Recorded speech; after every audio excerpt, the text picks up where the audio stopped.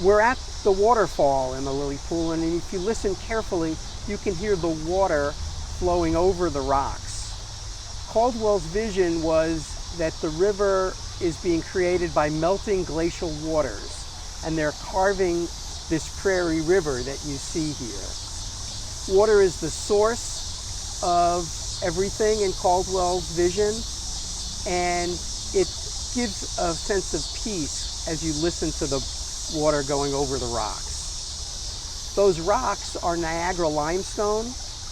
Niagara limestone forms the bedrock from under Chicago and runs from Niagara Falls to Wisconsin, where this limestone was quarried.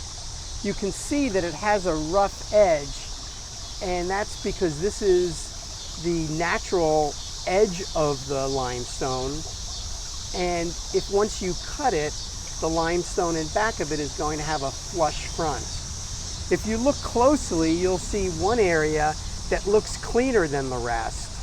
During the restoration, they thought they would clean it all, but once they cleaned that one section, they realized how much nicer the natural patina looked, and they left the rest of it alone.